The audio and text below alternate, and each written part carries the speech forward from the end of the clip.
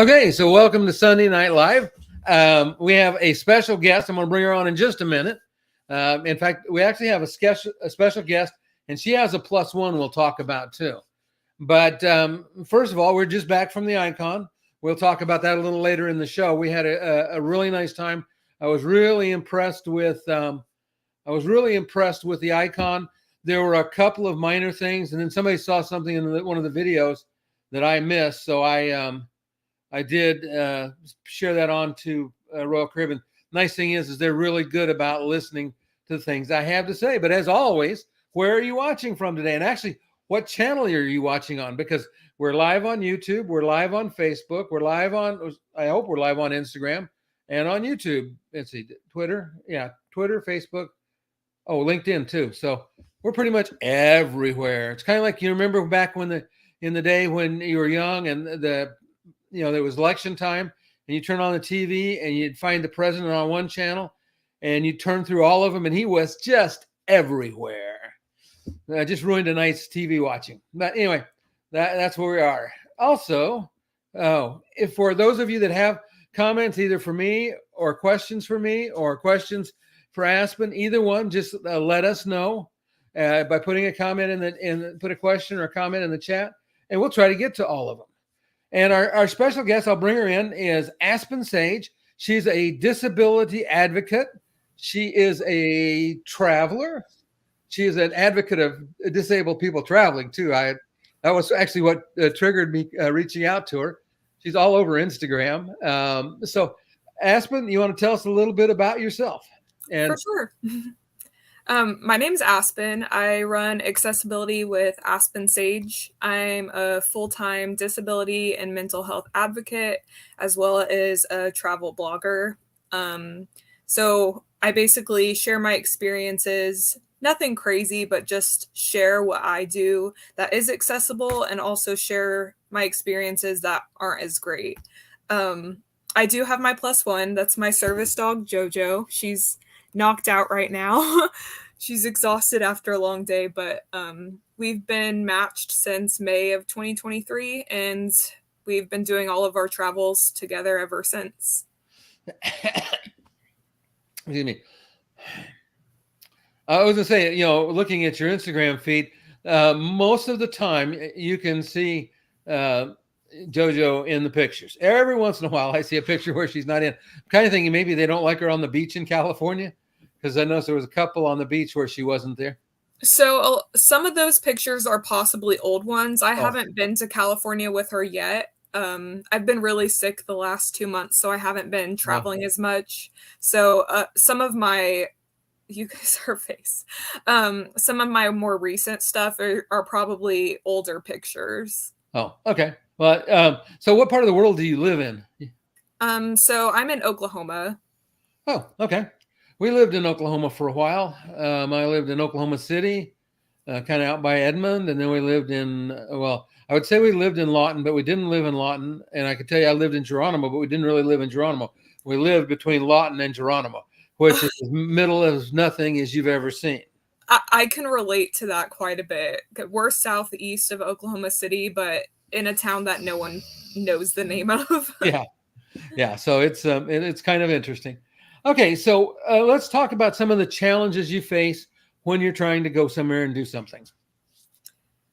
We run into quite a few challenges between being in a wheelchair and having a service dog. The world is not as accessible as a lot of people would think it would be. And so even just access issues between steps into stores in small towns, or people being unaware of like dogs being allowed in public, service dogs. Honestly, I feel like I run into more issues with my wheelchair than I do with my dog. Luckily, I have more issues with people and like how they interact around my service dog, but just there isn't enough knowledge about what's accessible and what's not. And so like I'm thankful for people like you who are out there sharing that and sharing your knowledge and education, just because we need that. We need more people who are willing to speak up and help other people who are disabled and want to travel, but are scared or don't have the right resources to help us get there. Yeah, and we were talking before we started, and everybody in my audience knows that's what I love to do. Hi, Pam. Pam Wheatley's. We were in Halifax with Pam. She lives in that general area, and she took us all around Halifax one day. We were up on a cruise on the Queen Mary 2 went to Quebec City and back, and got to visit with Pam. And some of the other normal people, one of them will be on the cruise where you get on Tuesday morning or Tuesday at noonish. Anyway, That's awesome. Yeah, it's going to be a lot of fun. So let me find my questions. I lose stuff and let's see. Okay, so we talked a little bit about this. So for you, is it easier to fly? Is it easier to how do you like to travel? What works best for you and for JoJo? My favorite way to travel, one, cruising, but when it comes to like road trip or flying, as of right now, I would much rather road trip because flying is a nightmare in my opinion. Like before I became disabled, I loved flying. Like could just hop on a plane, didn't have to worry about anything. But flying is the one form of transportation that requires you to leave your wheelchair, your mobility aid, and wonder whether it will make it there safely or not. And so I personally have only flown a handful of times since being in a wheelchair because like that is a nightmare. Like I can't stand or walk at all. And so the thought of arriving somewhere and having my body damaged, which is my only form of getting around, is a big concern. And so I prefer road tripping just because I feel safer knowing that my mobility aid will be with me and I know who's in charge of taking care of it. And it causes more pain for me to fly just because I'm like in different positions and I'm not used to it. I'm in a lot of pain road tripping too, especially being in the car longer, but I think it's just a safer option. But I love cruising because they don't require you to ever exit or get out of your chair or turn it in and trust someone else to handle it. Yeah, it's really interesting the things you mentioned because it's probably been almost a year ago now. Cheryl and I, we were headed out to LA, and Cheryl has a problem. She's got her back's fused. She has 9 rods, 18 screws in her back, and so it's all down low. It's basically your tailbone to her shoulder blades, and so she gets in a lot of pain if she has to sit in the same position all the time. At home, she's either reclined or laying down, or she's standing up. Like I said, she does have fair mobility. She can get around in the house, though it's usually going from one thing to another to lean on. She has a zine walker, which she likes a lot, and then like I said, we use a scooter when we travel just because of the distance. We tried taking the zine to Quebec City, and that did not work as well as we had hoped, just because Quebec City is not flat. Now, a zine would work really good where you are if it was something that would work for you, because it's pretty flat in Oklahoma. Right. Yeah, but Quebec City's not flat, and so it was a challenge going up, and it was a challenge coming down. Yeah, I could definitely see that. Oh, so you got a compliment here. It said Aspen is a courageous and strong human. Thank you, Edward. Yeah, it is just well, so we talk about the challenge. How does JoJo feel about flying? She did great when she was flying. She's trained to be in small areas, so like the space it isn't a problem. I can't travel independently just because it's not safe for me. So Yeah. it's always nice traveling with someone who understands. Like she's a larger dog, and it would be nice for her to be able to spread out a little more. But she does fine. I really don't have any problems. She'll look up at me occasionally, mostly to check on me to make sure I'm okay. But other than that, she just sleeps the whole time. I tend to bring some sort of toy or bone that she can chew on just in case she has any issues, but she's never showed any kind of like uncomfort. Okay, well, that's interesting. And I have seen people lately. I see more dogs flying one way. Not necessarily even service dogs, just people that are flying with dogs. And we had the last flight we were on. We came back from. Oh, it's when we coming back. I think either back or on our way to. We went to flew over to Barcelona and then did a cruise to Rome. And there were dogs on that flight. One of them was a great big dog, and one of them was kind of a small dog. And Uh-huh. it was like, okay. But they were all good. I would have been nervous about it. What kind of dog is? I can't tell. What kind of She's dog? a golden lab cross. Oh, okay. Yeah. She's pretty small for her breed, but I still was so concerned when flying for the first time because I was like, it's been a while since I flew, and I was like, I just remember the space for your feet is so small, but she just curled up in a ball and she was fine. Yeah, ideally, if you can get the bulkhead seat, they've got to typically have a little more floor space. Right. That's where the guy with the big dog was on that flight. He had a bulkhead, and the dog kind of sat over. I don't know whether he bought a seat for the dog or not, but and he was kind of like in front of one chair, and then he was over. Yeah. So that's another problem I run into is like with a service dog, it'd be great to have those front bulkhead seats so you have plenty of room for your dog and yourself. But a lot of the armrests in the front row don't lift up. And I try to advocate and fight for manual wheelchairs to be stored on board the aircraft and for my chair to be next to me so I'm aware like it will arrive safe. I have to at least be in the second row just because the arms will go up in case it won't close where my chair is. Yeah. Yeah, it was interesting. We came back on a 787 out of Rome, and it had a huge accessible bathroom on board. Now, I don't know if they had an aisle chair, but they had a huge accessible bathroom, which is step in the right direction. I started to tell you, we're going. You have to excuse me. I have ADHD really badly, and so I lose track of where I am in stories. But we were going to California, and so we did a layover in Dallas so Cheryl can get out and spend some time out of the airplane. And we gate checked Cheryl's manual wheelchair, which is custom. It's got it reclined so she doesn't have to sit straight up. And they, we waited and waited and waited, and they didn't bring it. Finally, I made the mistake of getting off. And we went to, we asked him where it was. Oh, I said, it's out in baggage claim. And I said, you got to understand, I'm not going out to baggage claim and check back in. You put it out there, you have to get it back.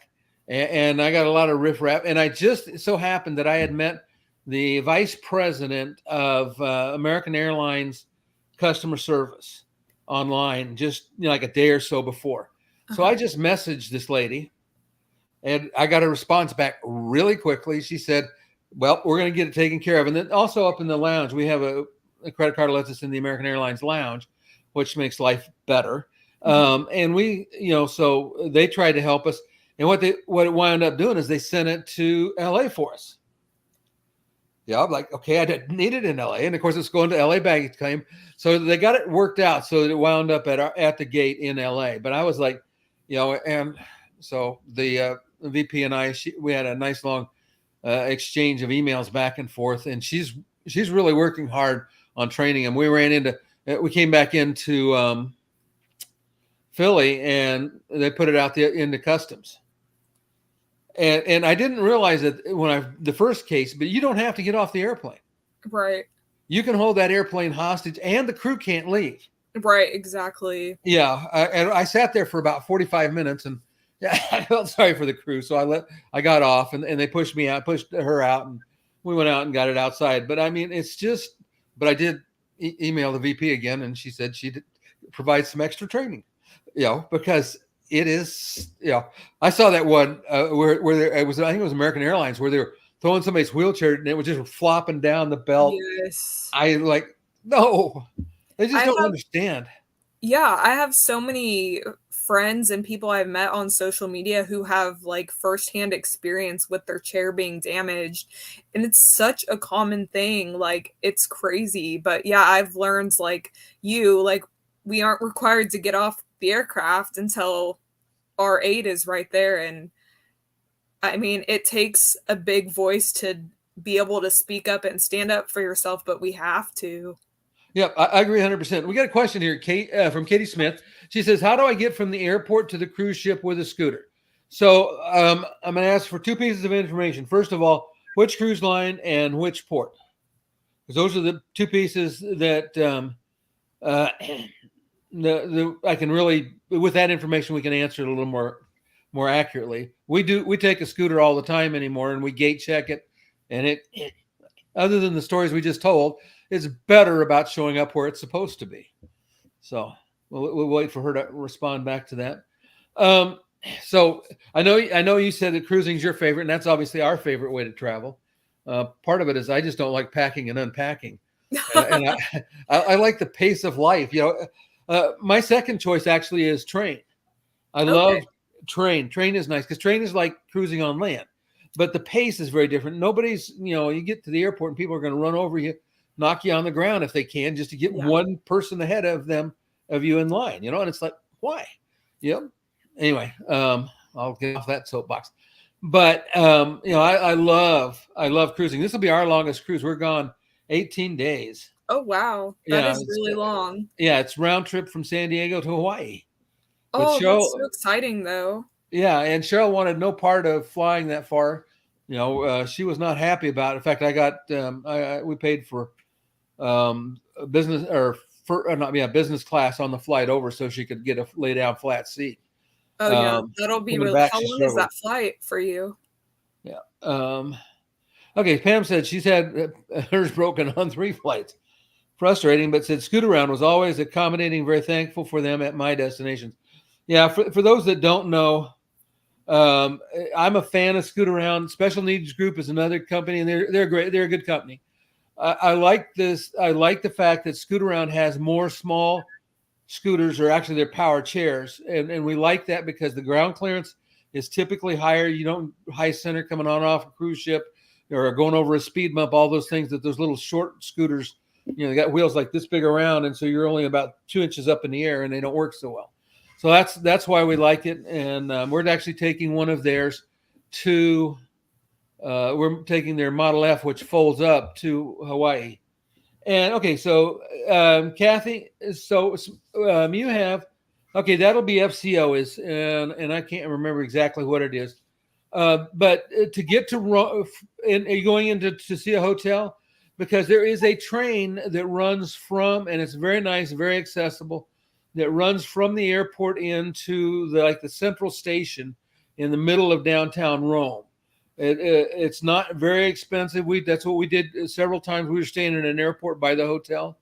If you're going to the cruise ship straight away, the cruise ship's going to be docked in, I'll think of it here in just a minute. Cheryl, do you remember the cruise ship docking? Let me see. She's not there. Hold on.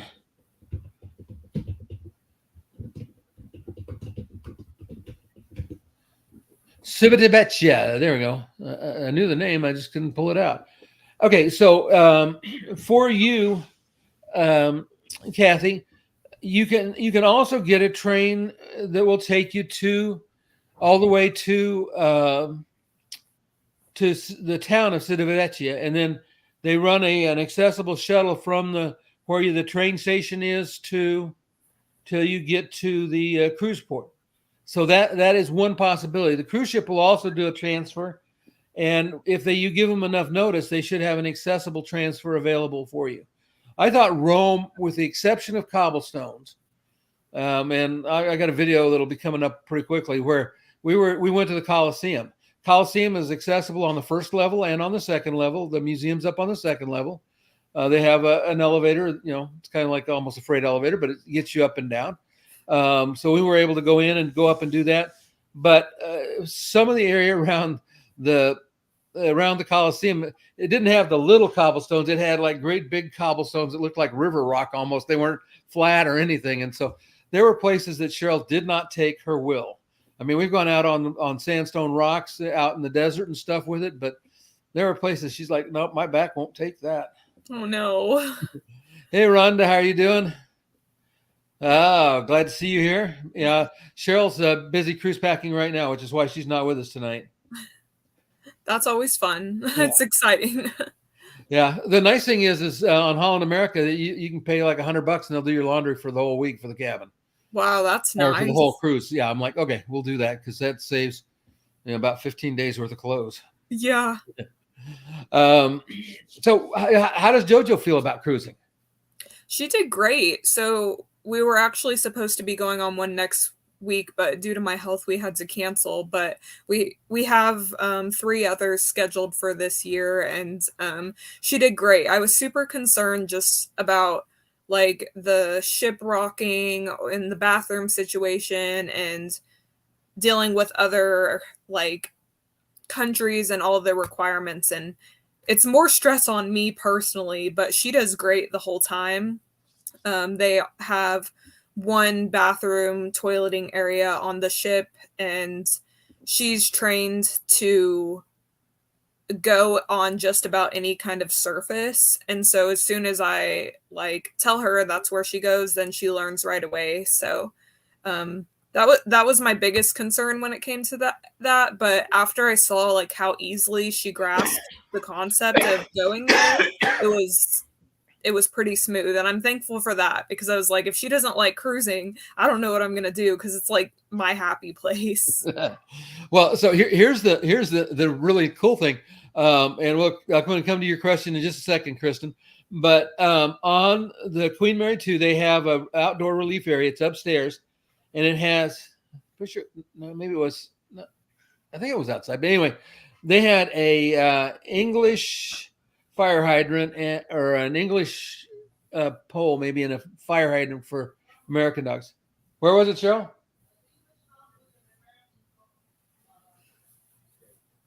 Uh, okay. Anyway, so they had a place, but it was they had it for the English dogs and for the U.S. dogs, so it looked like what they're used to, and it was like artificial turf kind of stuff. Uh-huh. Okay, so Kristen wants to know about how are the relief areas for JoJo on the cruise ships you've been on so far? Were they close by and easy to use?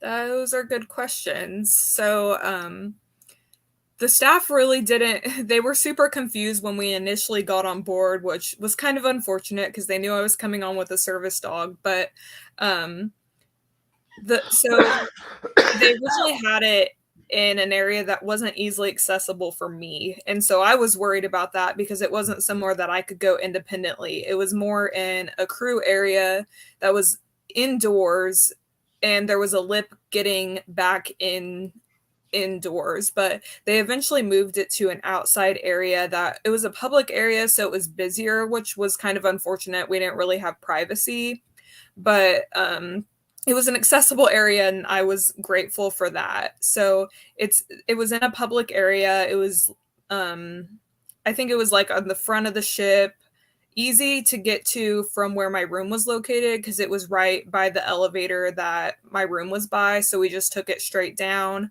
um and so I'd say it was in a convenient location for us. I'm really interested to cruise with different cruise lines and with a balcony room just because I've heard different things about some cruise lines allow you to have a private area on your balcony if you have a balcony room for your dog, which would be so helpful just because I'm always so exhausted and like require a lot of rest in the room anyways. So to have it right there and that be one less stop we have to do when going out and about. Yeah. Um, but I think it's just still a lot of learning just because she's only been on one cruise. But hopefully the next experience will be a little smoother. There was one problem on our last day, like the day we were getting off the ship. We still had a while before we were getting off, but we got up in the morning, we were going to do our normal routine, and I went to take her out, and they completely removed her like toileting station. And so I was like, she has to go. Like, we still have a few more hours on the ship, and we got it figured out, but there just needed to be a little more communication. Yeah, and I think that is the challenge, especially if it's a cruise line that hasn't done it a lot. Some of the cruise lines, I think you'd find Princess, Royal Caribbean for sure, Probably Celebrity would be good. Holland America. Those are all ones that tend to get maybe a little bit older. And it's interesting. I interviewed Ron Pettit at Royal Caribbean, and he came on and we went through all of the disabilities. I was amazed at how much effort they put into being able to take care of people so people that are on the spectrum, and then it would include people that might have Alzheimer's. They on Royal Caribbean, they have a lanyard they wear so that the crew knows that, okay, that person's wearing that lanyard. He may act unusual, but it's not a sign that we have to get rough with him or do something. Princess has on theirs, they have you wear a medallion, and all your information's in the medallion. So when they get close to you, they can pull up your information really easily to see what's going on. Oh, that's fun. Yeah, it's pretty cool. Rhonda says she still overpacks. I'm sure Cheryl's overpacking too, Rhonda. You'll see me next week. I'll be all broken from carrying it. Okay, so go ahead. Okay. I blinked out. We're good. Okay. So Lou said, is it easier to rent a scooter or bring your own on cruise ships? I have an opinion, but I'll let. What do you think about? You always take yours because it's custom, right? Yeah. So personally, I'm a full-time wheelchair user, so I always bring mine.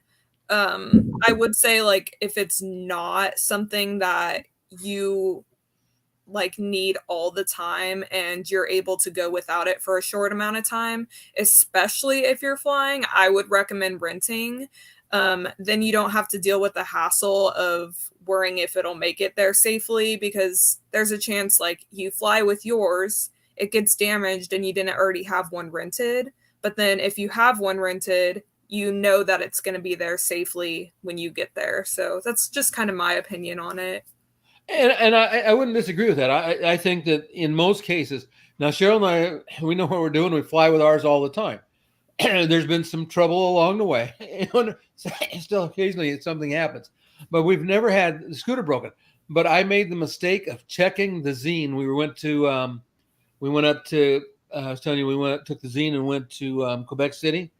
And when I got it, I lost it at the luggage because they put it in oversized. And when it came out, it was all out of adjustment, and it was dragging.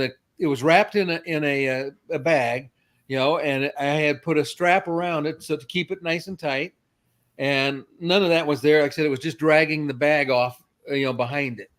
Oh, and no. This was like we had to be on the ship at like 10 o'clock the next morning, 11 o'clock, something like that. And this was at about midnight at LaGuardia. And I was just losing my mind because I wasn't sure, it looked like it was broken. Turns out that we were able to fix it. It just kind of gotten one side of it out of sync with the other side. And my wife put them both down and was able to get it back to working, which was really a relief. But I'm like, yeah, you're going to fix it if it's broken. But that doesn't help me tomorrow morning when I'm on a cruise ship with nothing. Exactly. That's always my thought is like, if it gets there, like, for the trip, that's wonderful. Like, that's exactly what we need. Like, if it happened on the way home, I would be a little more calm about it, just because, like, I have backup equipment and everything I need at home. But, like, on a trip, like, I'd be so stressed. Yeah. It's interesting, Cheryl, because she has very long legs, and most normal height toilets are way too short for her, and especially if they don't have a good set of, of things to lean on. So she's gotten where we now always travel with a toilet riser. Hotels are worse than cruise ships. Most of the cruise ships have been okay, but it's just one of those things we have to take with us. Okay, so Rhonda said, scooters rent for cruises or land-based travel, but wheelchairs need to take your own carefully and check it. Yeah. Scooters in particular it's just so much easier if you can get from because first of all, in most places in the US, finding an accessible cab is going to be a challenge. Now, we had no problem in Rome. We had no problem in Barcelona. They were easy to come by. There was accessible transportation as far as buses and, trains and all that stuff was accessible. So it was really easy for us to do in both Rome and Barcelona. actually we went all over Nice, and they had an accessible bus for our trip to. No, I take that back. They did not. She had to climb the steps to go up to Monte Carlo, just 2 steps. But that was they just didn't have it. But that cruise line was not really geared for accessibility because they had to manually carry her wheelchair up to get it up to the ship, up the gangway. Oh Yeah, no. yeah. And Cheryl, like I said, she had enough strength she could get up and down. Just it's like one flight. But it's not. It was less than ideal. But we knew that going in. We knew it What wasn't cruise line was accessible. that? It was Windstar on the Star Legend. It's one of their powers. But they said they had elevators. And it never occurred to me. I never asked about the gangplank. And I don't know why they couldn't, they had a thing that they put down at dock level and then wheel in all the food and stuff. Like, that would have been my solution, but anyway. Right. Yeah, they would be carrying me. They'd be getting their exercise for sure. Yeah. Okay. So Edward said, on a cruise, do you have to make JoJo's food from home? I do personally. I know it depends on each service dog team, but JoJo's on such a strict diet that she has her own bag that I pack for her that has all of her normal food from home, her toothbrush, brushes, blankets, and that kind of thing. I know some service dog teams will give their dog like chicken the whole time because they can get that on the cruise. I don't do that for JoJo at all. She sticks to her same diet, especially because she's already going through so many changes. I don't want to do one more change for her and cause her to have some kind of health problems or even just more stress. Yeah. Yeah. Especially you don't want to stir up some digestive issues because that could be a challenge. Yeah, for sure. Okay. And then Rhonda said, Pam, did you ever receive my messenger communication? I'm sorry. I'll put you guys back in the chat. But anyway, yeah. So Shell and I love cruising. For us, it's just so much easier. Like I said, there's just a much lower stress environment. I said the cruise lines I mentioned are ones that would do good. We were very pleased with accessibility on Virgin Voyages. It was everything but we didn't have a dog, so I don't know for sure what they do for dogs, but I'm sure they do a good job. I talked to Alex. Anyway, I interviewed their guy that was heading up the ADA office. He's moved to something else now, and I may have asked him about it, and I just don't remember. I'm really hoping we're hoping to try Virgin Voyages in 2025. I want to do a lot more research, but I've heard so many good things about the cruise line in general, but I also have dietary restrictions, and so I've heard that they're really accommodating with food. And I've watched like their YouTube videos on like full ship tours, and they just look amazing. And adult only, like I think it'd be a wonderful change and different type of cruise. It is. Yeah, but we enjoyed it. I love the food. Of course, I pretty much am, a one-man garbage can. I'll eat anything. If it's not nailed down or not moving, I'm probably going to eat it. But, they have a lot of variety, and I know everywhere they always were asking, do you have any food allergies? Of course, I tend to be a little bit of a wiseacre. Yeah, we'll say that way. And so I always tell them, I'm allergic to food. It makes my body swell. Hi, JoJo. Oh, you getting some love, huh? It's like, You're what's such going a pretty on? dog. Yeah. But yeah, I think you'll like the food. And like I said, they were very concerned about it. So they should be able to, again, I'd ask them. And I think that I've got videos on my channel. So you might look and just search my channel for Virgin Voyages, because I did that interview, and I know I ask about food. That's one of the things I always ask about, because food allergies can be so severe. Yes. When we were on the Star Legend, it was kind of interesting. They had a full vegan menu. So every day on the buffet and on the menu itself, there was always a different set of vegan dishes, so that you could get for those that are vegan. My wife chose some of them because she's she likes lots of vegetables. Mm-hmm. But okay. So what is your favorite place you visited? My favorite place is probably Aruba. I just love Aruba. I loved it before I was disabled, and I think I've only been once since being in a wheelchair, but I had such a great experience from having an accessible bus, to them renting a beach wheelchair and going to a beach where there were plenty of restaurants that were easily accessible. And then we were like on a strip of hotels that were accessible as well, which is good to know because I I'm really like I always lean more towards cruising, but it would definitely be one of those places that I would fly to if I ever made that decision just because I was already so comfortable and have done enough research and have enough education to know that there are like safe options. And so Aruba's definitely my top pick for all of the places I've been. Yep, we liked Aruba. We visited the Sandals there. We were there on a cruise and went over to Sandals, and Sandals does a pretty fair job of accessibility there. Um, Most of the rooms had enough space for a Hoyer lift. Some of the mattresses I think might have been a little high. That's the one thing, and I run into that at hotels all the time. I was in Yes. one the other day. It was 24, 25 inches up to to the top of the mattress, and I'm like, need a step ladder. Right. Um, yeah, but they had, some of the, not all the beds were capable of a Hoyer lift, and their balconies, they had the ramps they put were, let's just say, not perfect. But I said I thought in general they were pretty good.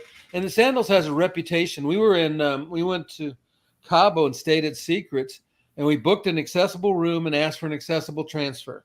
We got a bus that we had to put the wheelchair underneath and climb up in there. We got to our room. It was accessible in the sense that you could get to the room with a ramp.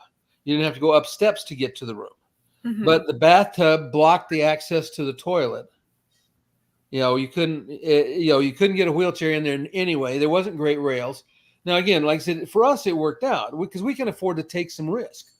Right. But, I wrote them a really nice letter, explained to them that there was real problems with it. Going back, I again asked for an accessible. They got me a minivan this time, but still no ramp. Whereas like Barbados, on Barbados, we actually used one service the whole 4 days we were there, but they had a ramp rolled up in it. It was a piece of cake. The driver knew where all the places were that we could get to easily. So we went around the island, just stopping and seeing and shooting some video. It's so nice when you have that comfort and that safety because you just never know what you're going to get when you're traveling internationally. Yeah. Well, and that's where finding stuff is so hard. You search the islands in the Caribbean, it becomes a real challenge. Now, Grenada has, and I don't know if this would be something that's up your cup of tea or not, but in Grenada they have an accessible hotel that is right next to an accessible marina, which teaches adapted diving. Oh, wow. So you can literally get certified as a scuba diver, you know, and they'll even That's super cool. yeah, it is. And they'll certify quadriplegics, but they have to certify them as a part of a team, just because to make sure that there's somebody there with them that can provide propulsion. Yeah. But anyway, it was pretty cool. We toured those. Martinique, we found our tour guide in Martinique is a full-time wheelchair user. And, so he had somebody else driving, and, he'd take his wheelchair and we'd put it in the back for him. He'd take it apart, and then we put Cheryl's scooter up in there, and we had a good time. Again, he knew all kinds of places. We went to an old rum place where they made rum. We went to Banana Plantation, found a really nice accessible restaurant up above the beach a little bit. So we went all over, had a great time with that as well. But It's so nice when we find those places and can actually like fully enjoy our vacation to the fullest. Yeah. I can't say enough about it when I find somebody. Barbados is the one that has a pretty good website too. It's called Fully Accessible Barbados, and it's actually designed not only for visitors, but it's designed for local people. And by the way, their public transportation is accessible as well. And they rented a beach wheelchair. Cheryl and I we were filming, and when you're filming like we film, you're not playing. So we put her. She got down in the beach wheelchair, and we pulled her out, and the water was beautiful, and she was like, "Oh, I want to stay here," and we're like, "Nope, we got to go." You know, she got about 15 minutes, had to go change clothes, but again, accessible changing facilities, everything at that beach was really nice. Oh, so let me. What do you do? What do you have to do to prepare? Or I know we already know you make JoJo's food.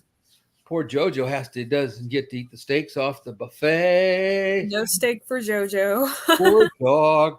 But what? So besides JoJo, what are some of the things that you have to worry about and be prepared for as you're traveling, whether it's a road trip or a cruise? So actually some stuff for JoJo when traveling internationally. We have to. Luckily I'm in a cruising with service dogs group because it's the only thing that keeps me sane when it comes because I'm still so new to traveling with her. But there's a USDA website that we have to look into where you can look into each country and their requirements for service dogs. And as of right now, we've only traveled to Mexico together, which was fairly simple, even though it still caused me so much stress. Yeah. But each country has requirements, and some are like super strict, and then others not so much. But she usually has to like make sure her vaccines are up to date, and she has her health certificate. And it really just depends on ports. Like we're doing Mexico and Honduras in March now, and Honduras is one of the ones that I was like running into problems with because they have like a contact email, but then they don't respond, and then when they do respond, it's in another like Spanish, and so it's just like the communication is really difficult, Yeah. even just trying to figure out what is needed for her. But other than that, just really trying to find like transportation if we're not driving and looking up tire shops to make sure there's somewhere that I can take my wheelchair if I do have a problem or if I need a new tire or I get a nail or something. I'm always trying to make lists of like everything I need and like backup cushions and air compressor and heating pads and gel packs and just like there's so many different things that you need being disabled that like able-bodied people don't have to even think of. Yeah. And I have multiple attachments that can attach to my manual chair, so I like try to decide like which item is worth taking. So like I have an electric connection now, but it only works on one chair because I only have one chair with the attachment. But trying to decide which wheelchair to take and like which is safest for me and which is best for my body and which is best for the environment. Like if we're on cement all the time and concrete and I'm not worried about like sand or grass and that kind of thing, then I'll take one chair. But if I know I'm going to be in the sand or the grass or dirt or a lot of cobblestone, then I'll take the other chair. And just a lot of things that go into traveling. It's not just like let's get in the car and go. It's a lot. Yeah. It's interesting. You're the second person that mentioned about taking stuff to repair the wheelchair. And I don't think about that so much. We've been fortunate. We haven't really had any problems with Cheryl's chair.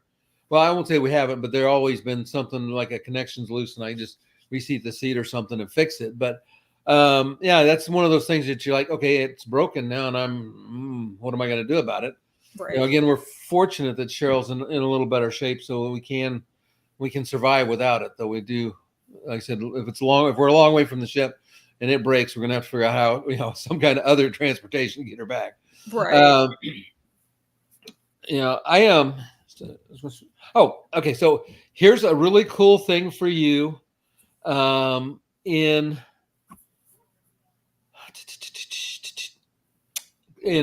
Honduras. Okay. Is they have like sloth sanctuaries. Yes, I've done those before. Oh, you have? Okay. That we thought that was one of the coolest things. We did one in at a Rotan, and there in Rotan at least there are accessible people with accessible vans there that can help you take a tour. Yes. But yeah, they're little cuddly things. They're so cute. I loved the sloths because we did the sloths, the monkeys, and like the birds, I think. Oh, And I was like beyond excited about the sloths. Like they're so cute. Like yeah, I would do that again. I think it is going to be different just traveling with JoJo because like I can find a wheelchair accessible excursion and that's great, but then like other countries are strict on what they allow for dogs, especially when it comes to like animals. I'm uh-huh. not sure they would allow it. Yeah. But I have had the opportunity to do that before, and I was so grateful. I think I got to do it with my sister, and that was my first one of my first trips in a wheelchair. Oh wow. Yeah. We had Charles manual wheelchair when we went there and did that. Actually, there's also at the same place, and I don't know whose story I read, but they have an accessible zip line. Oh, Really? I think it was Christy Durso. She Okay, was yeah, I she follow her. she was with somebody that it wasn't even going to get off the ship, and so she talked him into going to the sloth thing with her, and they found out there was a zip line, and she made him get on the zip line first because in that case it wasn't really I wouldn't say a fully accessible zip line in that they had to take his chair down for him to somewhere. He didn't ride his chair down. I saw one. I want to say I saw it yesterday where they were actually somebody was riding in their chair down the zip line.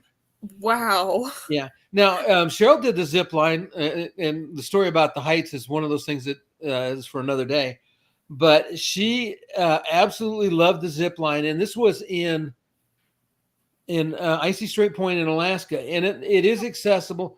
The challenge is you got to be willing to let them carry you a short distance, but it's a sling type seat. It's not a strap where you're where you're like hung by your from above. You're sitting in a it's like sitting in a canvas swing type thing, Huh. and it is short. They have an accessible they have an accessible tram to get up to it, and then what you do is you just leave your chair in the they'll transfer you to like a golf cart or something to get you down close, and then Uh-huh. you leave your chair in the wheelchair and it'll be waiting for you at the bottom, which is pretty cool.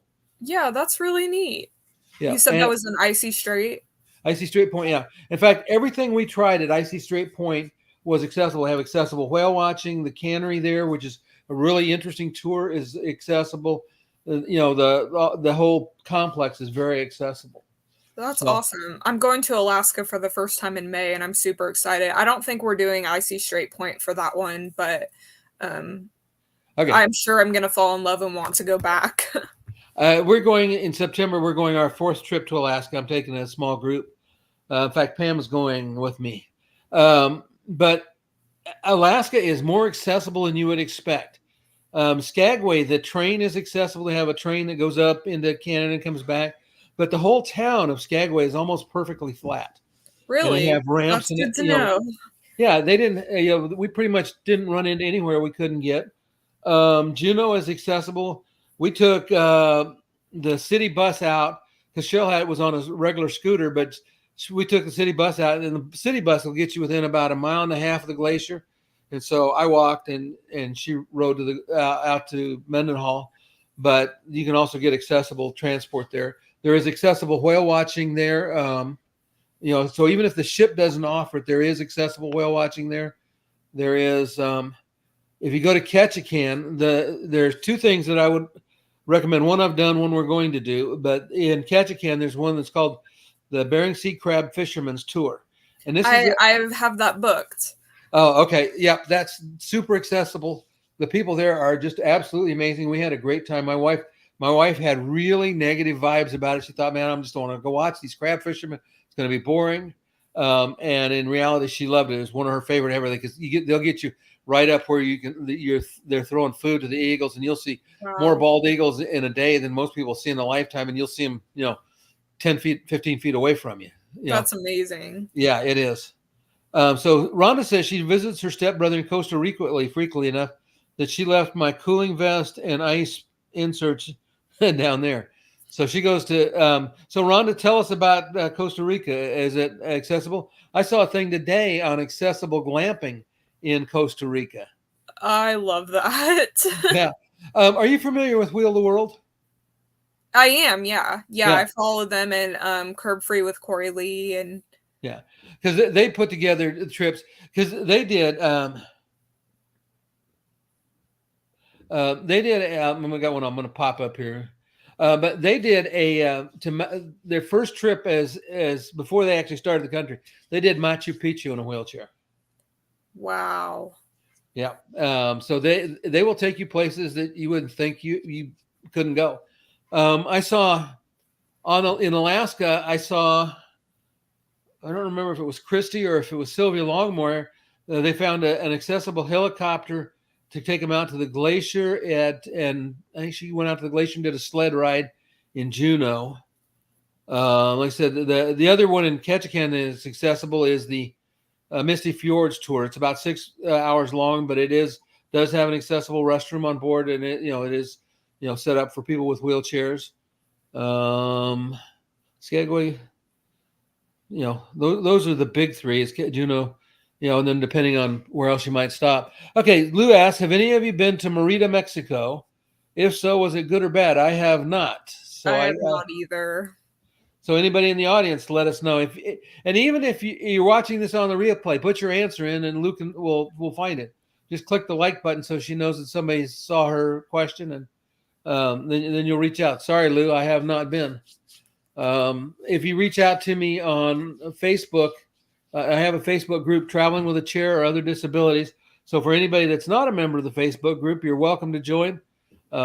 It's full of people that travel and with wheelchairs or other disabilities, because we have people with autistic children, a lot of different disabilities. It was funny. I found out when I was 70 that I have ADHD, which puts me on the spectrum. And I was diagnosed with autism last year at 23. Yeah, and the problem is by the time you're 70, you've masked so long you don't know how to take the mask off. It's just ingrained in you. But it explains why I lose things every day. Okay. All right. So listen, I have appreciated you being on with us, Aspen. I would love to have you back again, maybe after your next cruise, or one of these days when you can reach out to me on LinkedIn if you got something interesting. Because again, I can, Cheryl and I usually talk, and we talk a lot about what we've done, but it's seeing and hearing from other people is what helps our audience, and we want to help our audience. Yeah, and I really appreciate you reaching out and having me. Yeah, no, it was very nice. You've been a great guest. I will tell one quick story, and I forgot the lady's name. Her name comes and goes through my mind, but she's a full-time wheelchair user, and she was down in Australia and New Zealand. And when she was in New Zealand, two interesting things happened. First of all, she booked a cruise on an accessible boat, and they said, yep, they had an accessible restroom. So she didn't need to use it, but she went to look at it. And between her wheelchair and the accessible restroom, what she said was nice, accessible restroom, there was a beam, it was like a foot high. Of course. Yeah.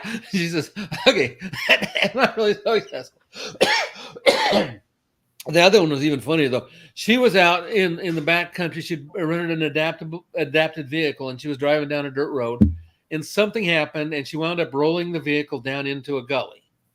And she wasn't hurt, and it landed on its wheels. So she got out and checked everything, and then she got back in, and she started driving out, and she got to a gate she couldn't open. And she's like, okay, she's down in a gully. So she got out and drug herself up the side of the hill. And there was like some tall grass and stuff. She had her purse, and she was waving her purse and yelling. And somebody was driving down this dirt road, stopped. And they said, are you hurt? She says, well, I'm paralyzed, but I was paralyzed before I rolled the vehicle. She's funny. She was a great guest too. They said, got to have some fun. Yeah. All right, we'll let everybody go. And if you wanted to hang around for just a second afterwards, Aspen, we'll talk for just a second. Okay. Thanks to the audience for being with us tonight. We love you guys. We always glad you're here. Rhonda, I will see you in a day and a half or so. We will get in tomorrow night pretty late into San Diego. We're staying pretty close to the airport, and we'll be down to the terminal early. So we will see you then, Rhonda. We'll be easy to find. You know what I look like. Okay. All right. We'll talk to everybody. Bye. All right. Shared that. Oh, wait a minute. Hold on. Okay. Hold on, we're not going to shut it off after that. Lou, I see down here about being a disabled veteran who's thinking about traveling. Reach out to me, reach out to the group, and I'll help you with that. Anything you need. Scrow's Nest there, he liked it. Pam says she's a single traveler, solo traveler. She does. Yep. See you then. And somebody like that. And okay. All right. We kind of got through all of them.